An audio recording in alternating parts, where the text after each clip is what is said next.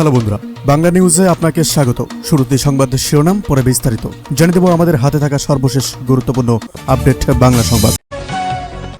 ঢাকা বিদেশি কূটনীতিকদের তথ্যপরতা নেপথ্যক্ষণ বার্তা। গত 24 ঘন্টায় বাংলাদেশে নিযুক্ত 3টি ক্ষমতাধর দেশের রাষ্ট্রদূতদের সাথে সরকারের রুদ্ধতার বৈঠক হয়েছে। ভূ রাজনীতিতে কি নতুন কোনো সমীকরণ হতে? সন্ত্রাস বিরোধী আইনের আওতায় আওয়ামী লীগের সব ধরনের অনলাইন কার্যক্রমের ওপর জারি করা নিষেধাজ্ঞার মেয়াদ শেষ হতে চলেছে। তবে ট্রাইব্যুনালের বিচার প্রক্রিয়া শেষ না হওয়া পর্যন্ত এই নিষেধাজ্ঞা আরও দীর্ঘ করার গুঞ্জন শোনা যাচ্ছে। ছাত্র রাজনীতি কি বন্ধ হচ্ছে? ক্যাম্পাসে উত্তপ্ত পরিস্থিতি। দেশের প্রধান বিশ্ববিদ্যালয়গুলোতে ছাত্র রাজনীতি নিষিদ্ধের দাবি জোরালো হচ্ছে।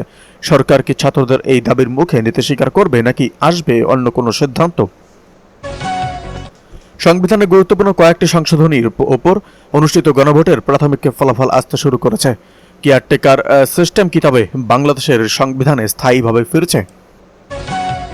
সেন্ট মার্টিন দ্বীপে পর্যটন নিয়ন্ত্রণে নতুন ইকো ট্যাক্স আরোপ। দ্বীপের পরিবেশের রক্ষায় পর্যটকদের ওপর অতিরিক্ত কর আরোপের সিদ্ধান্ত নিয়েছে পরিবেশ মন্ত্রণালয়। এই সিদ্ধান্তের ফলে পর্যটন ব্যবসায় কি প্রভাব পড়বে?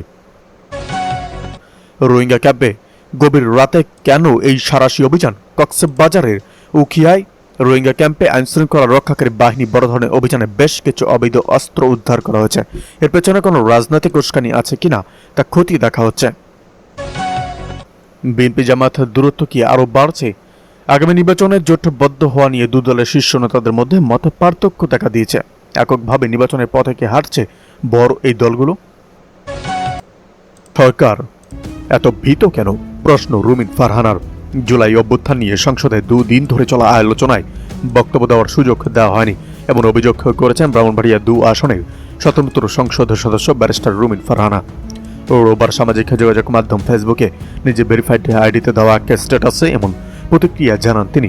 ফেসবুক স্ট্যাটাসে তিনি লেখেন, জুলাই অভ্যুত্থান নিয়ে দুদিনে সংসদে আলোচনা হচ্ছে। বারবার অনুরোধ সত্ত্বেও আমাকে বলার সুযোগ দেওয়া হলো না। সরকার এত ভীত।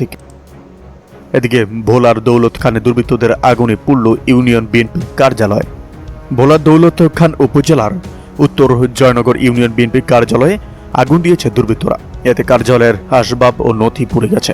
রোববার গভীর রাতে উত্তর জয়নগর ইউনিয়নের 8 নম্বর ওয়ার্ডে এই ঘটনা ঘটে। স্থানীয় বাসিন্দারা জানান, গভীর রাতে হঠাৎ বিএনপির কার্যালয়ে ধোঁয়া ও আগুনের শিখা দেখতে পান তারা।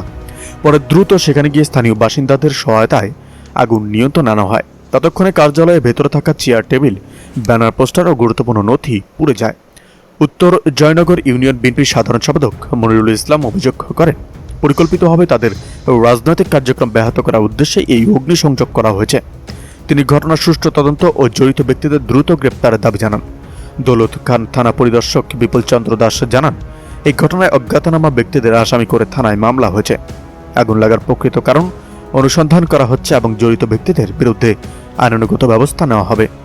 এদিকে গণভোট নিয়ে অন্তর্বর্তীকালীন সরকার জালিয়াতি করেছে বলেন রাশেদ খান।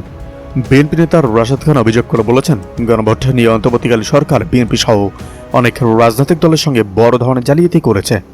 সোমবার নিজে ভেরিফাইড ফেসবুক পেজে দেওয়া এক পোস্টে তিনি অভিযোগ করেন। রাশেদ খান বলেন, বাতিল হচ্ছে গণভোট অধ্যাদেশ, বিল আকারে সংসদে উঠছে না মর্মে সব সংবাদও প্রকাশ হচ্ছে, কিন্তু বিষয়টা আসলে কি সেটা অনেকে বোঝার চেষ্টা করছে না। আর বড় বিষয় হলো বোঝা ও বোঝানোর মতো লোকের অভাব রয়েছে। গণভোট অধ্যাদেশ অনুযায়ী বাংলাদেশে একটা গণভোট হয়ে গেছে, কিন্তু গণভোটটা যেটার ওপর ভিত্তি করে হয়েছে সেটা নিয়ে ঐক্যমত্য কমিশনে বেশ বিতর্ক হয়েছে। ঐক্যমত্য কমিশন উত্থাপিত কিছু প্রস্তাবে বিএনপি সহ বেশ কিছু দলের নোট অফ ডিসেন্ট ছিল। ঠিক জাতীয় সংসদে ভবনে যখন জুলাই জাতীয় সনদে স্বাক্ষর হয়, সেই বইটাতেও নোট অফ ডিসেন্ট ছিল।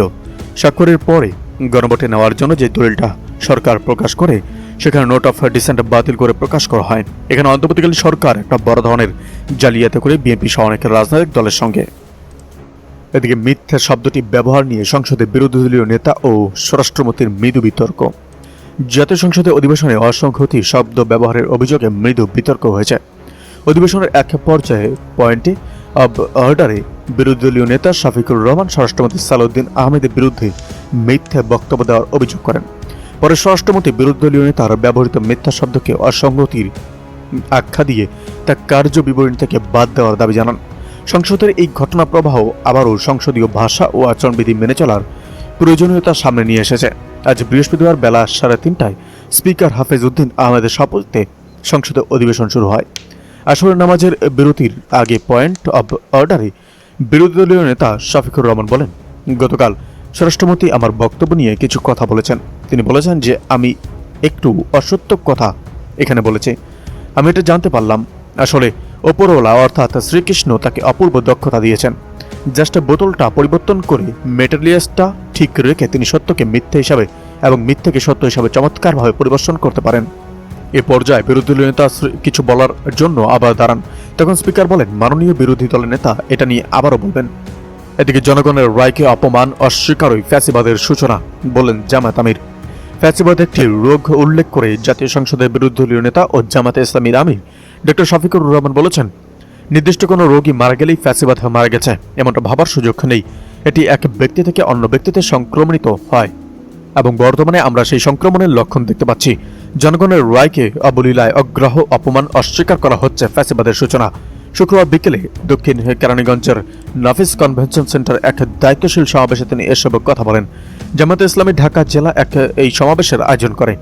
শফিকুর রহমান বলেন, যারা অতীতে জুলুমের শিকার ছিলেন এবং যারা বর্তমানে সরকারে আছেন তারা সবাই এক সময় মজলুম ছিলেন, তাই আবারও জুলুমের বিরুদ্ধে ঐক্যবদ্ধ হওয়ার আহ্বান জানান তিনি বলেন, আমরা দেশে আর ফ্যাসিবাদ চাই না। গত ফেব্রুয়ারির নির্বাচনে পরিসংখ্যান টেনে বিরোধী দলীয় নেতা বলেন, সরকার বলছে তারা 51%